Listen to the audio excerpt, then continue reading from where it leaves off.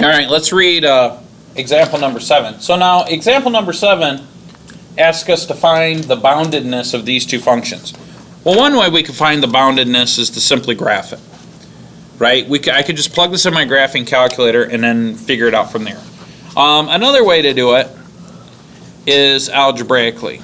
So let me write these down. I'm going to find the boundedness of the function 3x squared minus 4, and then the boundedness of another function, which is x over 1 plus x squared. And so I just basically wrote those functions down. All right. And so what we're going to do is we could graph this, and then we've got to kind of show why it's bounded algebraically. Okay, so I have the two functions listed there. Well, the first thing I want to do is look at them graphically. Okay, so I'm going to pull up my graphing calculator, and I'll do the first one first. So I'm going to say 3x squared minus 4, and let's graph it. All right, looks like it's bounded from below, right? So right away I'm going to say bounded below. Not that hard. How long did that take me? Timing. That was what, 10 seconds to plug it in the calculator? Yeah.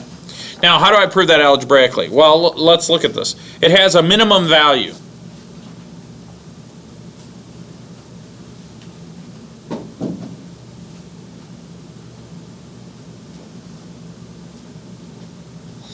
So what we can, one thing that the textbooks suggest is that we could do this algebraically, but I could find the minimum value graphically, right? So if I hit second trace, that pulls up the calculate menu.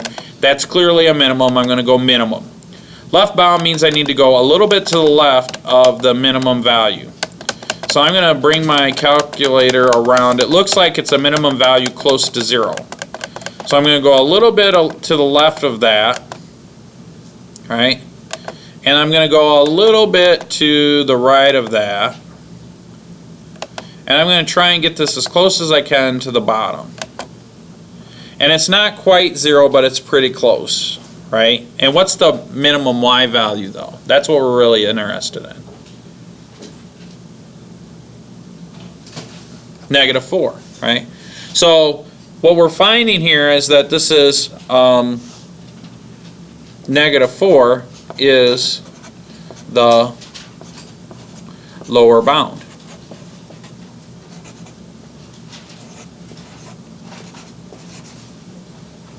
Okay? Does that make sense?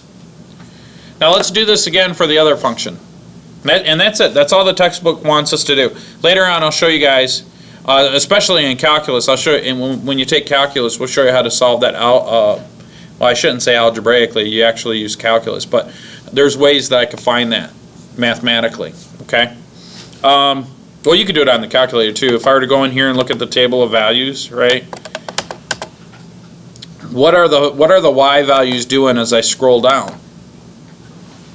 They're decreasing, right?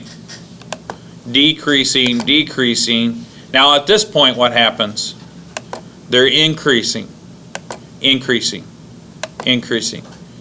So that's the relationship between increasing and decreasing. So if a function's continuous, right, and it's increasing, and then it goes from increasing to decreasing, or in this case it goes from decreasing to increasing, that's a bound, that's a boundary, right?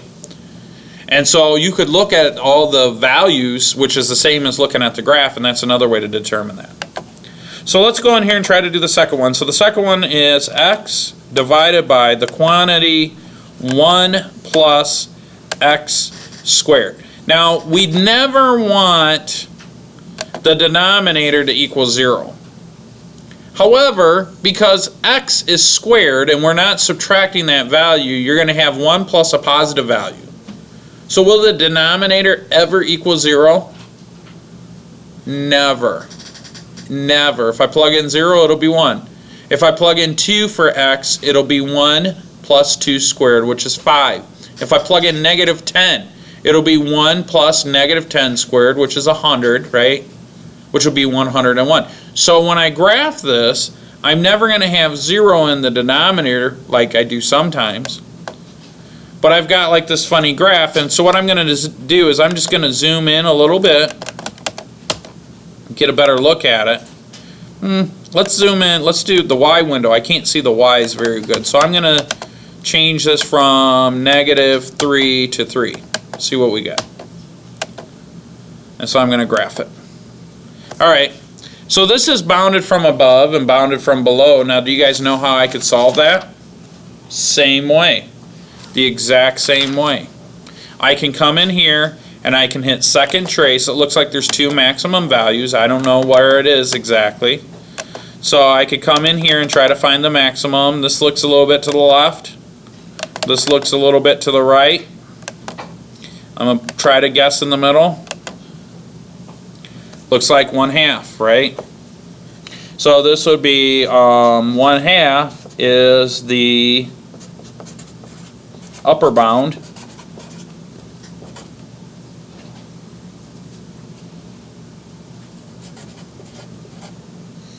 What do you guys guess the lower bound would be?